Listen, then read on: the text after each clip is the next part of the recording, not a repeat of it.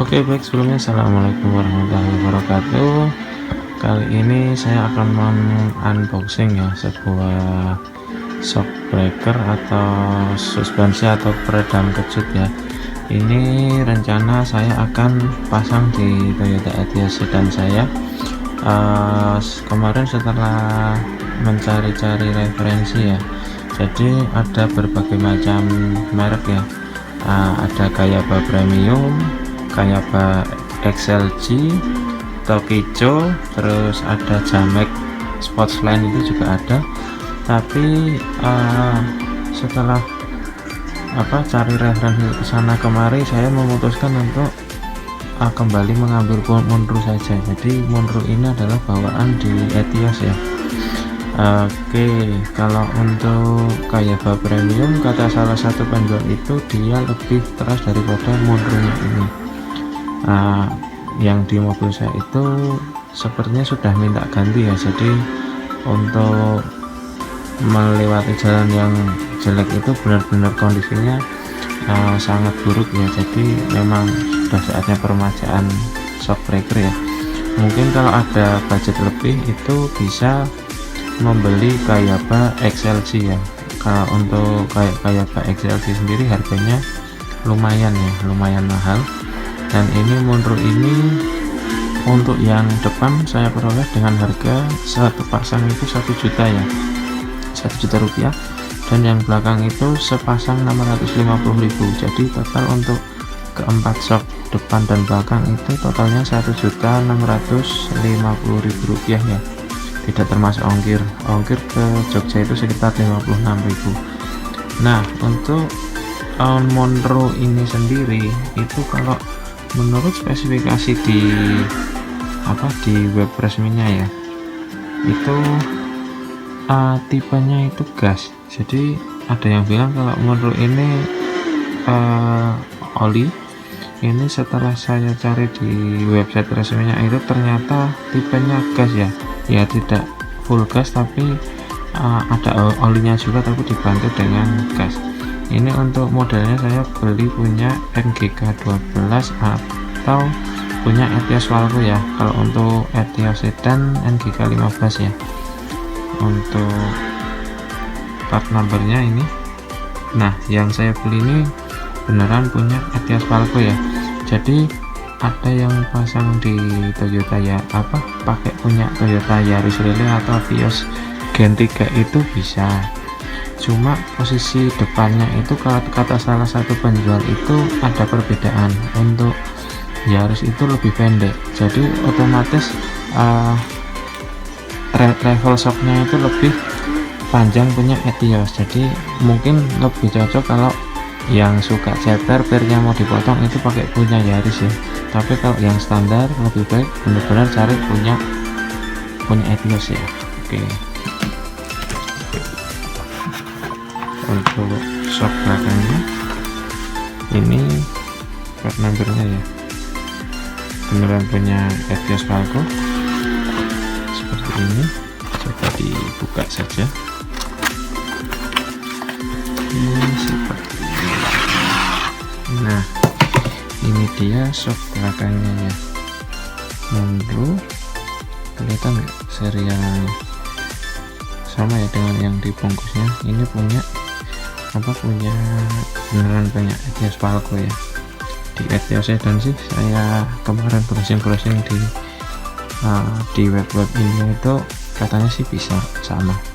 Besok kalau dicopot akan coba saya ukur ya apakah beneran sama atau enggak. Tapi yang jelas untuk kode part numbernya itu berbeda ya. Oke, ini kurang lebih seperti ini. Ini masih ada penahannya ya. Saya beli online ya dari Tokopedia, karena saya pernah tanya itu di salah satu toko di Jogja, itu dia menjual spare part ori khusus Toyota dan Daihatsu. Itu untuk shock belakangnya tuh yang ori itu harganya 600.000 satu biji. Nah, kalau dibelikan Monroe ini dapat 650.000 dapat 2. Jadi harganya memang selisihnya hampir 100% ya. Dan yang depan saya kurang tahu. Oke, lanjut kita buka yang depan. Oke, untuk shock depannya sendiri, kode partnya ini ya 7441119 SP. Ini untuk Toyota Etios Falco. Kemarin teman ada yang beli itu, dia bilangnya mungkin punya Etios tapi bagian sininya itu disobek ya. Tapi kan tetap kelihatan itu nanti di dinding shocknya itu ada part numbernya. Oke, langsung kita buka saja. Kita buka. Thank you for choosing Munro.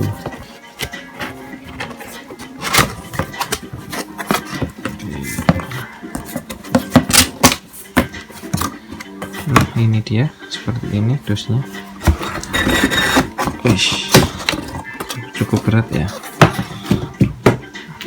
lumayan berat. Ini kelihatan itu kodenya. Nah, di dinding ini kan ada kodenya. Ini yang nggak bisa ditipu ya, nggak bisa ditipu. Jadi meskipun bungkusnya disobek tapi di bagian sininya nggak bisa ditipu ya, seperti ini shocknya. Oke, mudah-mudahan lebih empuk ya. Ini saya tinggal nunggu karet supportnya. Jadi kalau ganti shock usahakan ganti karet sekalian, jadi biar nggak dua kali kerja. Dan karet itu kalau sudah 5 tahun itu biasanya memang sudah getas, dia tidak sobek tapi keras. Jadi kebanyakan itu saya tahu di grup itu dia cuma ganti shock tanpa ganti karet supportnya. Jadi sepertinya ya mereka mengeluhkan keras. Jadi coba ini nanti saya pakai Munro, karet supportnya saya ganti semuanya. Oh ya, yang depan saya sudah dapat di Tokopedia itu karet supportnya per bijinya 95.000 ya. Jadi untuk depan 2 sekitar 190.000, dan yang belakang saya nyari itu nggak nemu-nemu ya. Saya nyoba pakai punya Yaris Lele ya, mudah-mudahan sama. Coba besok kalau begitu barang sudah datang karet supportnya langsung kita pasang ya. Oke, karena ini karet supportnya sudah datang ya, jadi rencana hari ini masang shocknya. Ini untuk yang depan ini saya dapat harganya per bijinya 90.000 ya. Ini asli punyanya Etios, ini yang depan 2 biji, dan yang belakang ini sepertinya part numbernya juga punya Etios, tapi saya belinya itu di lapaknya punyanya Yaris Lele ya. Jadi untuk yang belakang itu ada 2, jadi satu paket itu dua seperti ini. Ini harganya 75.000 satu piecesnya ya. Jadi kalau mau pasang 2 ya belinya 2, atau ada 4 paket ya.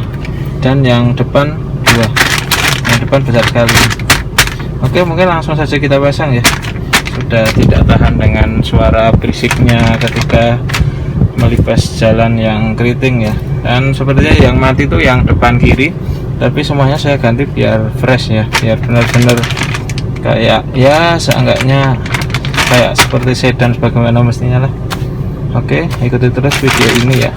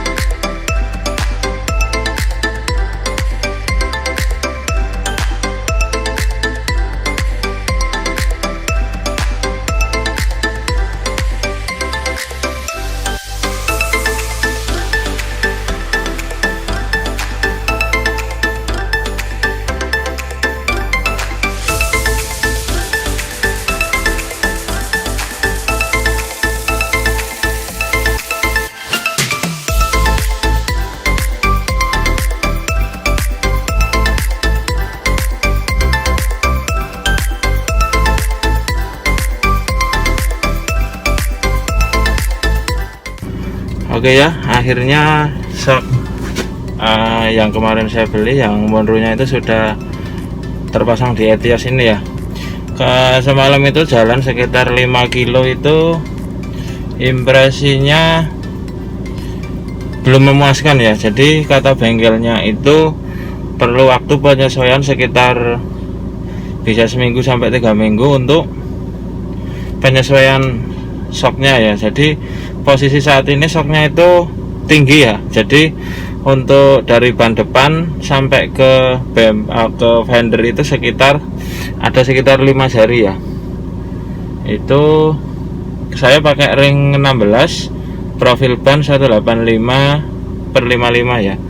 Nah, ini mau coba saya ganti nitrogen semua ya, anginnya siapa tahu lebih empuk. Jadi kesimpulannya untuk sementara shock ini belum empuk, jadi masih keras, tidak sesuai yang saya bayangkan. Tapi kemarin sebelum diganti itu kap depan itu istilahnya ditekan itu dia nggak ngeper ya, tapi semenjak ganti ini dia sudah ngeper.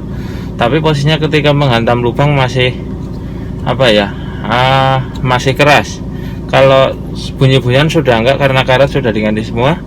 Jadi ya untuk Monroe ini bisa dikatakan masih belum sesuai ekspektasi saya.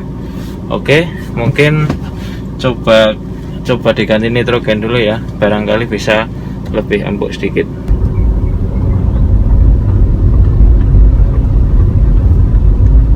Kemarin lewat jalan ini suaranya ini ya, dia suara gudug-gudugnya itu ada. Sekarang sudah cukup senyap ya, cukup senyap. Tapi bantingannya itu dia masih keras, atau mungkin karakter shocknya memang heavy duty ya, jadi seperti ini.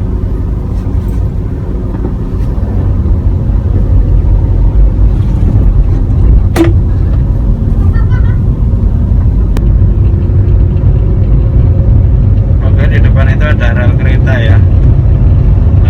Nanti akan saya rasakan bagaimana reboundnya.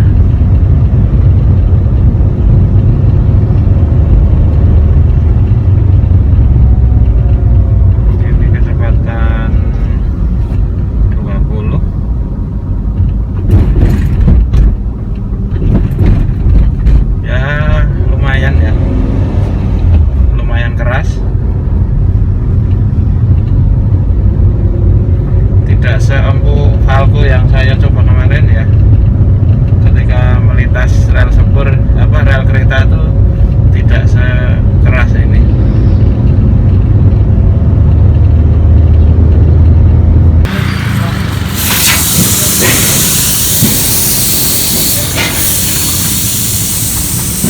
Oke, ini ganti di pom bensin ya, di Enduro Express.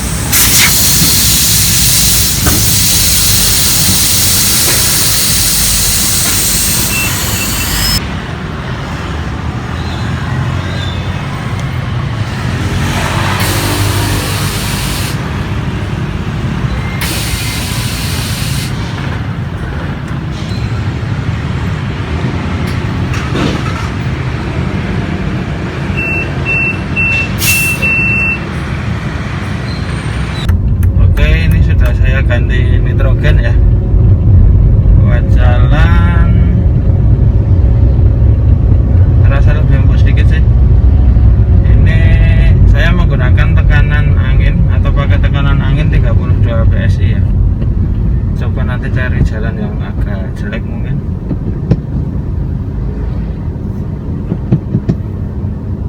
Tapi untuk jalan sudah sedikit lumayan ya daripada tadi.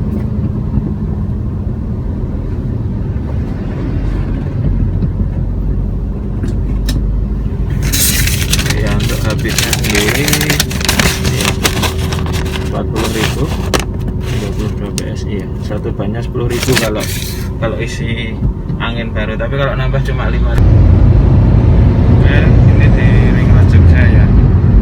Jadi senyap sekali setelah diganti nitrogen dan tekanan udaranya disesuaikan, ternyata cukup berpengaruh ya untuk jalan-jalan seperti ini juga.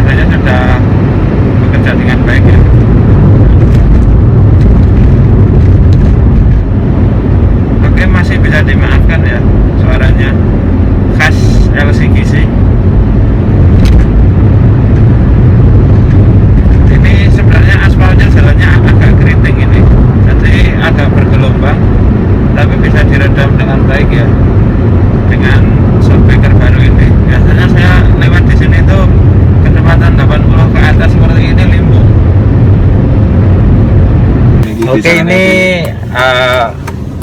mumpung ada kesempatan lewat di jalan yang jelek ya, jadi sekalian aja kita nyoba shocknya seperti apa. Tapi kata suhu-suhu di sini itu sebenarnya bukan shocknya, tapi bannya yang terlalu keras dan sudah expired ya.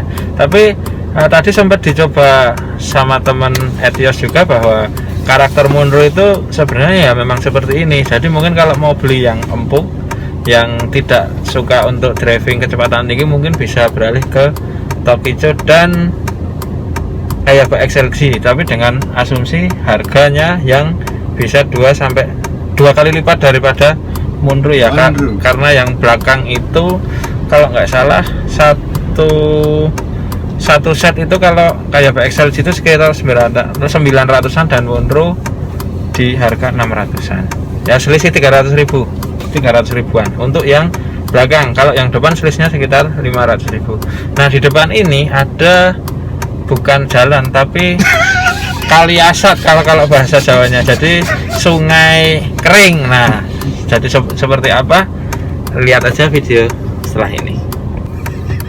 Oke, jadi jalannya seperti ini ya, kita nyoba. Seperti naik El Sape ya, masih empuk El Sape. Alamak, seperti ini. Aduh, ini benar-benar sungai kering. Nah, tidak seperti naik trooper ya Om. Oh iya.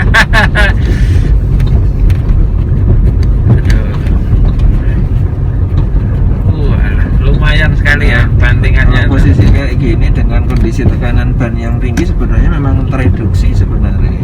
Iya ya. Otomatis akan tereduksi. Ini tekanan ban 32 PSI dan katanya terlewat keras, ternyata 32 PSI itu. Bagusnya dikasih 29, maksimal 30.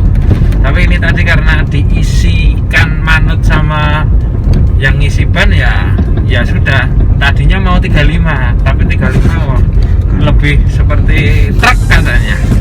Nah, untuk muatan berat mungkin cocok, tapi untuk seperti ini mungkin karena ben awet ya. Nah, ben orang ngisi-ngisi. Ini di daerah arah Kopi Merapi ya, di Cangkringan, Sleman, Jakarta. Duk-duk ini apa? Kayak suara duk-duk. Jadi kan belakang masih ada perlengkapan perkakas yang belum belum ada. Nah, ya itu masih kayak ini duduk yang kayak di depan. Ya, itu karena kekerasan ban, tidak ada elastisnya. Ini kadang-kadang. Terima kasih. Saya jenengan di belakang sih. Saya ada perkakas yang tidak dalam kondisi tas atau terlancap di ada nih. Tapi untuk kaki-kaki aman ya? Iya. Berarti nanti coba pas kita turunkan tekanan bannya di 29, apakah masih tetap keras atau seperti apa? Kudune mau ya saat durunge munggah tidak ke sisa. Enggak Mas, nanti Mas. Oh, ya. Nanti ya. Terus kok munggah neh ngono ya?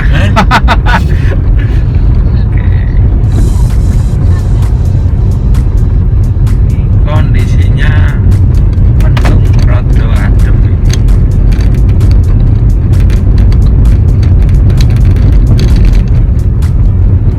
Buka aja. Sepi.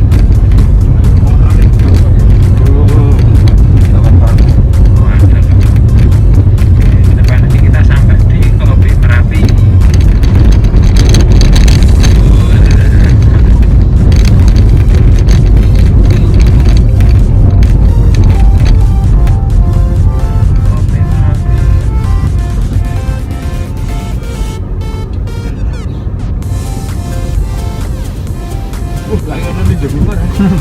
Malah saja tapi.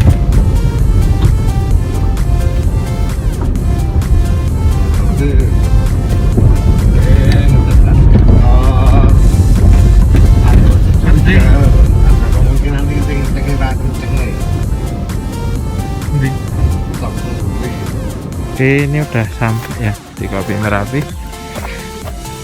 Nanti coba diturunkan di 29 PSI. kita coba. Oke, sekarang ngopi dulu.